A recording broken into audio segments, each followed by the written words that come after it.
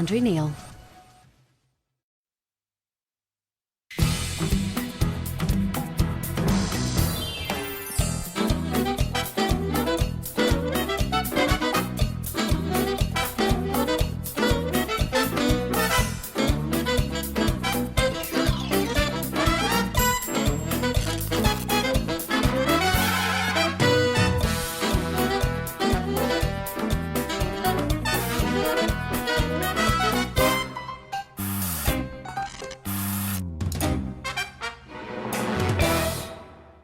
Morning, folks. Welcome to the new, improved, extended and earlier Sunday Politics.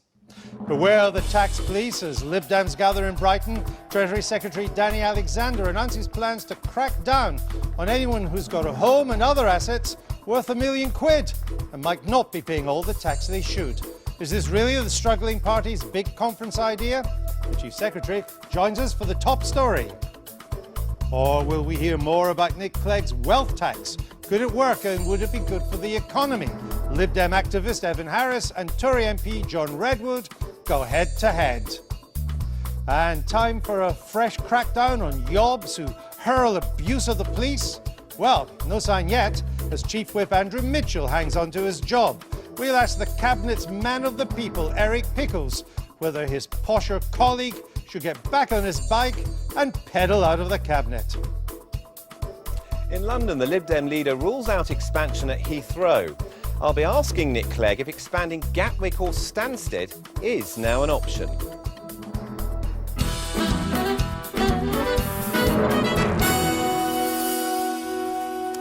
And with me throughout, the best political panel derisory appearance fees can buy, offering insight, wit and tweeting as if their careers depended on it throughout the programme, which they probably do. Nick Watt of The Guardian, Janan Ganesh of the Financial Times, Isabel Oakeshott of the Sunday Times. Now, stop me if you've heard this one before, but the Liberal Democrats are on the warpath over tax avoidance, especially if you're worth a few bob. This morning, the party unveiled plans to beef up a so-called new affluence unit to tackle tax avoiders and dodgers with assets worth more than £1 million. And that's not all. Nick Clegg's also been talking about a new idea to help young people onto the housing ladder. I can announce today that the government is going to do something which hasn't happened before, is we're going to work out ways in which parents and grandparents who want to help their children and grandchildren buy a property of their own, we're going to allow those parents and grandparents to use their pension pots to act as a kind of guarantee, if you like, so that their youngsters, their children and grandchildren can take out a deposit and buy a home. That was on the Andrew Marr show earlier this morning. Isabel, on the one hand, you need big pension pot to guarantee a big deposit, so this would seem to help the better off. On the other hand, they seem to be bashing the better off at every opportunity. I mean, I think the issue for most young people trying to get on the housing ladder is actually the problem of trying to raise a big deposit. When I first bought a property many years ago, we only had to raise 5%, and that was quite a struggle in itself. And now you seem to have to raise 30, 40, 50,000 pounds. I think that's the issue that young people would like to see tackled. Would your parents risk their pension pot on your deposit? I'm not sure there's enough there.